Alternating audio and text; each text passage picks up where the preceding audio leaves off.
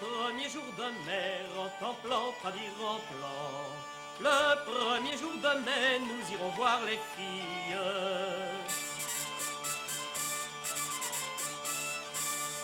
Laquelle choisirons-nous, en plan, pas dire en plan. Laquelle choisirons-nous, la grande ou la petite?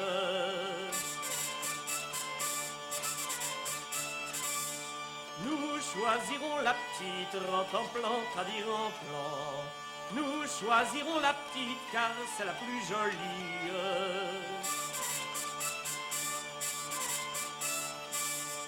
La grande qui monte en haut, en plan, pas dire en plan. La grande qui monte en haut en faisant des soupirs. Во белгиското минато и во сегашноста Антверпен завзема значајно место. Во времето кога во Европа се случувале бурни настани и кога речиси секој од секого на одреден начин бил зависен, Антверпен бил прогласен за слободен град. Тоа се случило на самиот крај на 13-тиот век. Ma sœur a des amants, en plan, pas dire en plan. Ma sœur a des amants et moi je dois rester fille. Веднаш потоа, почнувајќи од 14-тиот век па наваму, Антверпен започнал да се развива во голем европски пристанишен трговски град. Затоа, ако се оди во посета на Белгија и ако се бара најзначајниот град од таа област, веднаш се наметнува со својата важност овој град. Кога се споменува Антверпен, секој без размислување пред себе го има градот Антверпен.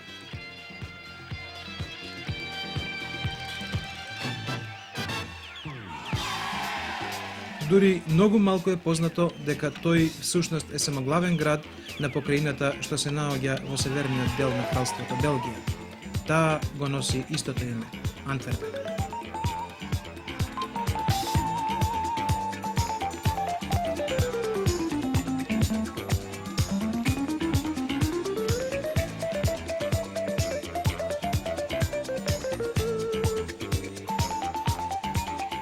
Нејзиниот главен град, значи, се развил во големо трговско пристаниште, значајно за Европа, па и за светот.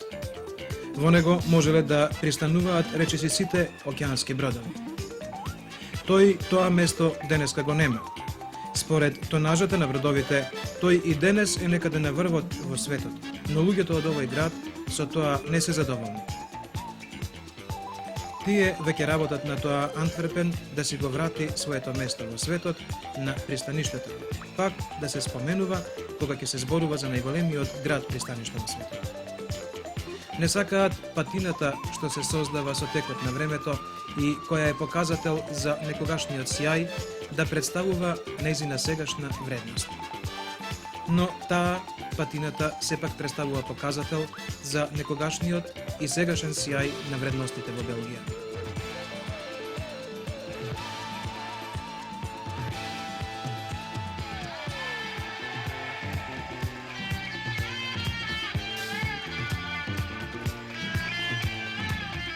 Таа живост во секојдневието на Антверпен во минатото можеби е една од причините за појавата на познатата Антверпенска сликарска школа. Нејзиниот најпознат, најзначаен представник секако е Рубенс. Момчето што се родило во 17-тиот век, на 90 километри од брегот на Северното море, во оваа куќа имало што да види кога започнало да гледа и да го преживува на свој начин она што се случувало околу него. Таа чувствителна природа, тоа што го забележувала, го преживувала и го пренесувала со сликарската четка на платно. Така, благодарејќи му нему и на другите представници на Антверпенската сликарска школа, светот многу често досега слушал за ова подрачје.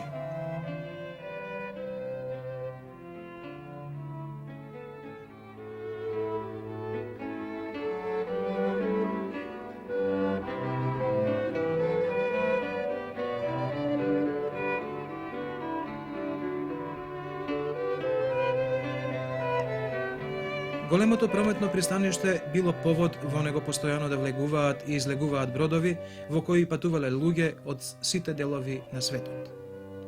А во природата на луѓето може да се всади секаква карактеристика. Трговијата давала можност да се заработат многу пари. Таа заработка повеќе пати се зголемувала ако не бил платен данокот на промет на стоката што се внесува. Тоа за многу од луѓето кои доаѓале со своите бродови во Антверпен представувало сериозен предизвик да се избегне оденочувањето на стоката што ја носеле со бродот.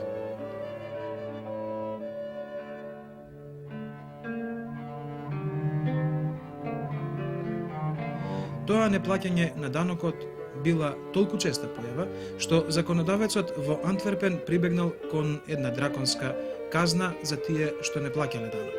Тоа всушност е и значењето на името на градот. Антверпен во превод значи фрлање рака во вода. Таквите сцени не биле ретки во ова пристаниште. И токму заради многуте исечени раце е подигнат овој споменик. И тој самиот сосем јасно зборува за приказната за името на овој град.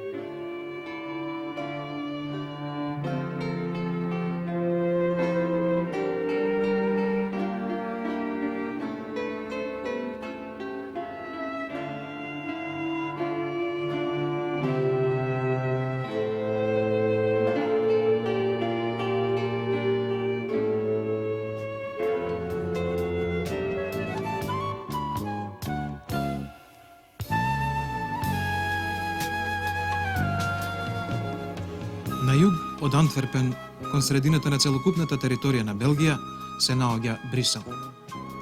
Со кој да е превозно средство да се патува, не е потребно многу време. Пред се, затоа што Белгија е мала земја.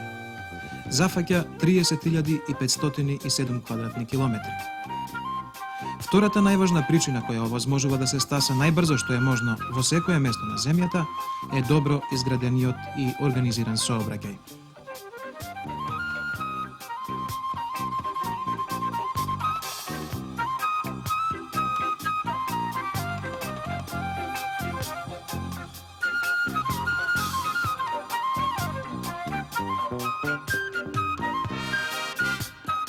Ако патувате со автомобил, веднаш е впечатлив раскошот при патувањето.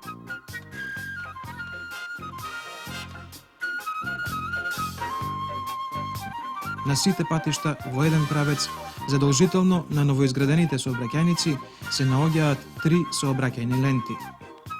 Во зависност од брзината се ползува првата или втората лента. Третата во секој момент е резервирана само за претекнување. Максималната дозволена брзина е 120 км на час. Пречекорувањето на оваа брзина носи високи казни. Вака организираниот сообраќај и волку широките патишта, веројатно повеќето од возачите ги предизвикува да ги испитаат можностите на автомобилот. Од моментот кога се спушта мракот, а тоа во овој период е по 22 часот, па до моментот кога се разденува, на овие патишта светилките се вклучени без престан. Затоа е сосем сеедно дали патувате преку ден или за време на ноќта.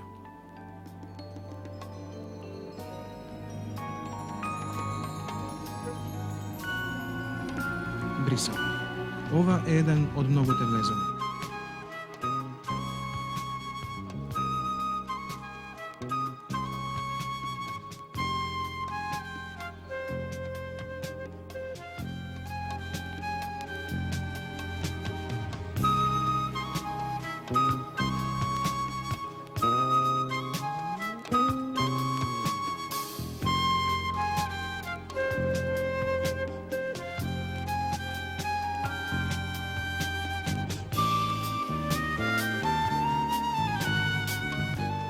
Во него живеат околу 2 милиона жители. Се наоѓа во белгиската покрајна Брабант.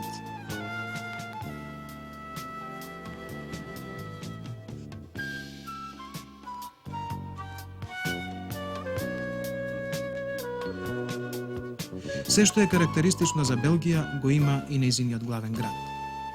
Брисел е стопански центар со развиена металургија, производство на машини, монтажа на автомобили, развиена хемиска, текстилна и прехранбена индустрија.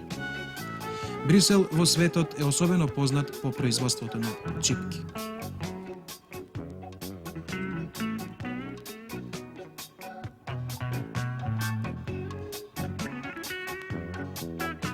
Со изградбата на канали овозможено е и тој да биде пристапен за морски бродови. Каналите на Брисел му овозможуваат да биде директно поврзан и со рударски и индустријски делови на Јужна Белгија и Северна Франција. Ова е град кој многу пати представува центар на современите настани во Европа и во светот. Седиште е на Европската економска заедница. Тој многу пати бил центар на светските настани во минатото. Во 1847-48 година Брисел е и центар на револуционерното движење. Во 1914 година тој е седиште на Меѓународното социјалистичко биро на Втората интернационала. И во Првата и во Втората светска војна го освојуваат германците, но и во двата случаја тој е ослободуван. Вториот пат, во мај 1944 година, го ослободуваат силите на британската армија. Во 1948 година Белгија му пристапува на Бриселскиот пакт, а во 1949 на НАТО пактот.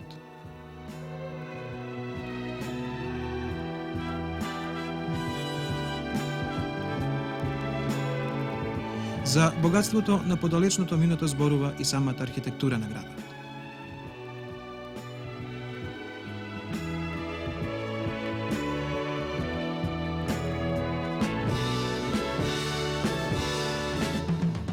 Кралството Белгија, а и нејзиниот главен град, се познати по богатството на сликарството, музиката и книжевноста. Литературата се карактеризира со два основни белеги – книжевност на фламандски и на француски јазик. Тоа доаѓа од таму што во Белгија главно живеат два народа – фламандци и валонци. Едните зборуваат фламандски, а другите се служат со францускиот јазик. Надалеку е познато и ривалството меѓу нив во сите области.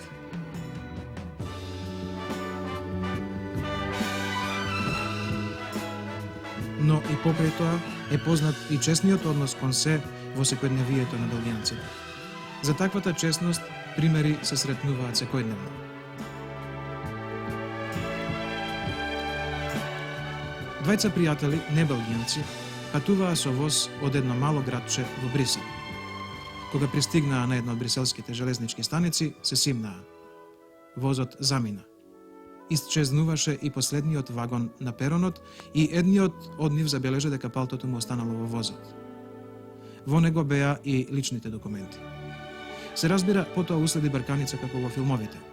Пријателите се обидуваа да го стасаат возот со такси.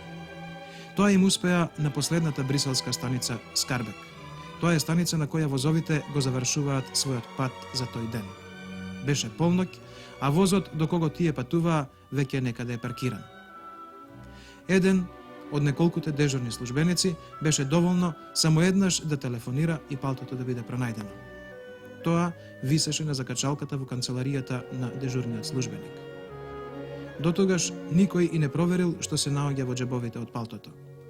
А колкава е желбата на човекот да дзирне во нив.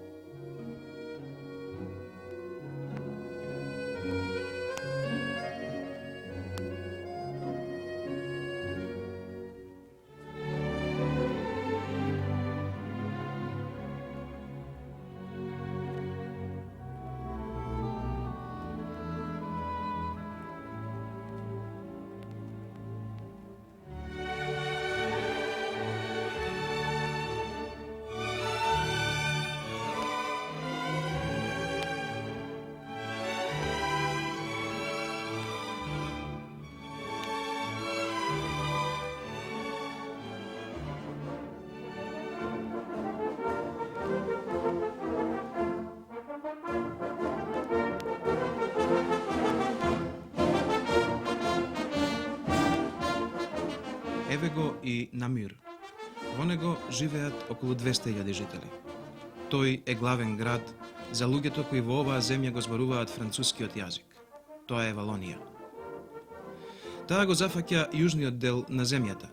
Тоа е населението за кое се вели дека се романизирани келти. Намир е сместен на брегот на реката Мезе. Благодарејќи и нејзе и на каналите во Белгија, и овој град е достапен за бродовите. Токму во него и на ова место реката Мезе се дели на два дела. Едниот крак е карактеристичен по тоа што по него се движат трговските бродови. По водите на другиот крак се движат бродовите со туристички карактер.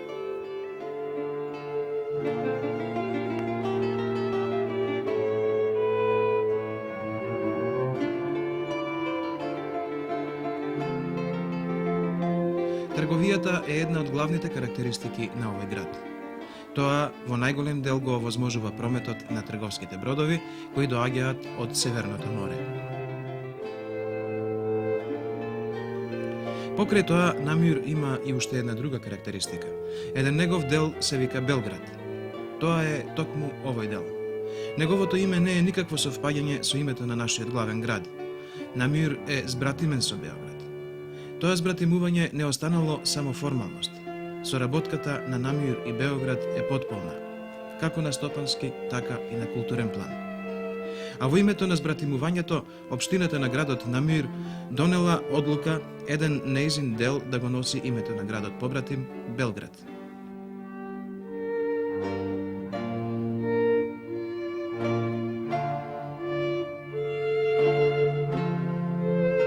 Во него, во Намир, живеат и работат наши државјани.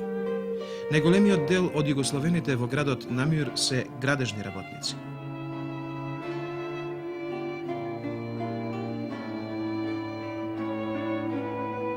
Меѓу нив, со своето семејство, се наоѓа и Скендер Лимани. Тој не е градител. Со својата сопруга овде дошол пред 10 години. Се разбира, дошле да заработат побрзо и повеќе. Нивната приказна за дел од животот во туѓина е, како и на другите луѓе, на печалба. Во почетокот било многу тешко. Но упорноста се исплатила, заработени се доста пари. Тоа го покажува и нивната бензинска пумпа, сервисот за автомобили.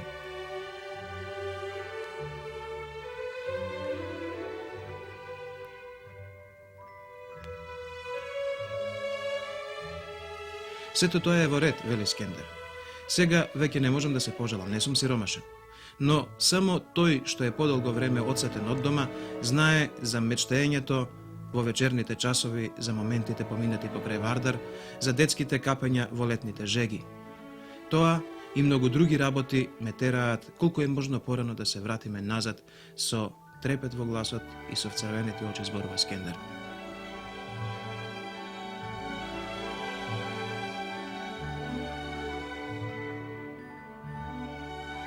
Ете, тоа се само дел од приказните за нашите во Белгија.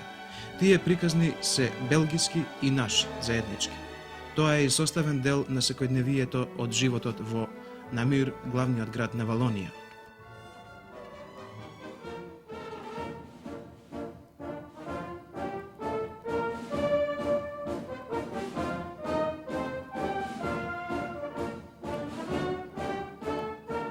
Сигурно дека за да може една земја да си дозволи во неја да работат луѓе од други земји, треба да биде доволно богата. Тоа е особено важно во овие моменти кога стопанството се сретнува со тешкотии.